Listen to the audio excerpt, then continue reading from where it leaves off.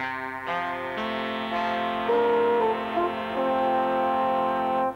you. Okay, put it over here.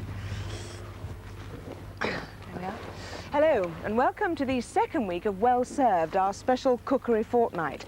Last week we were tasting foreign delights in our London studio, but this week we're out and about with our outside broadcast cameras. Well, you've already seen that I'm here with Mary Berry. Hello, Mary. Hello, Judy.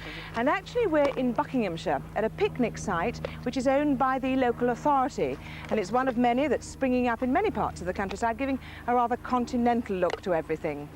Well, today, as you can see, it's picnic time, really, and Mary is very busy at the moment unpacking a sort of family picnic, isn't it? That's right, Judy. This picnic is one that you could freeze if you wanted to, and it all goes in one bag, the sort you might take on a train or in a nice Jeep that we've got. And we've got a special occasion one, and then we're going off to have a barbecue, which will be smashing. You may be interested to know that we're producing a recipe leaflet with one recipe from each of the programmes in the special cookery fortnight. So at the end of the programme, after you've seen us cooking away at our barbecue, I'll be giving you the address to which to write to, so you may like pencil and paper. Right, let's see what you suggest for a family then in a picnic, Mary. I'm very interested in this. We go on a lot. Well, sandwiches, Judy, with certain fillings like scrambled egg and ham and pâté, freeze beautifully. And I usually freeze them in a packet like this. This one says Thomas and William, no mustard, in fact. But I freeze them in a packet like that, then take the crusts off and pack them for the picnic like this. And so you can do it a week ahead, so you can have various fillings. And I've got some rolls here that have got layered fillings in. It's always very handy, actually, to have those in the freezer, I would think. Then they'd last some good long time. Yes, up to a month. And I usually fry chicken legs, which again, you can freeze if you want to. And the chicken legs, I always put a piece of foil at the end so you don't get your hands all sticky. And I fry them before I go on the picnic.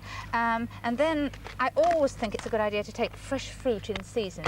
Buck's cherries but just in coming. individual little pots like that, that's Well, a good isn't it idea. more fun? I can't ever get my children to sit down and they walk round eating a pot, which I think is much more fun. And then on this particular picnic, I've made some mousses, just ones made from evaporated milk, but the children just love them and you can freeze them. And using those containers from other things that you've bought. Yes, which these is a good were idea. bought mousses at one go. Also, I've got some fresh lemon drink here, and that's icy cold. And I always do coffee because my husband and I like it. And I just take boiling water because coffee's jolly expensive at the moment, and so I just make up the cups as we want it. And then if there's any coffee left over, I just take it home. And I take sugar separately. What else have you got in here? It's holding a fair amount. Well, I I've must got say. just light mugs for the drinks and glass ones for the cold drink, which is nice. And I haven't, this is just an ordinary bag, and because I wanted things kept cold, I've lined the bottom with newspaper, just plain newspaper, and then I put these cold ice blocks in the bottom too. And that keeps, I put the sandwiches at the bottom, and that kept it really nice and cold. And then for sticky faces, always remember to take a cloth. Absolutely, yes. I don't know why, we'd have cherries all around here. And then for the rubbish, just a shoe bag that I can put all the rubbish in and take it home. We won't leave litter in the country, will we? I'm very glad you said that. It's an essential part of any And picnic. the last item is milk. I like real milk in coffee, so I always take it with me. You could use dried milk if you preferred. Amazing one what's in that bag, eh? But let's go and have a look now at the special occasion picnic. Looks very good, doesn't it? What have you got then for the special occasion? Ice Spanish soup. That's what we did on the last programme together, Judy. Gazpacho. Gazpacho, and it's ideal for a picnic because you can have it icy cold, and you notice the ice is coming out as well, and you serve it with peppers and crouton. I've got in these containers. And then to follow, a lovely pie.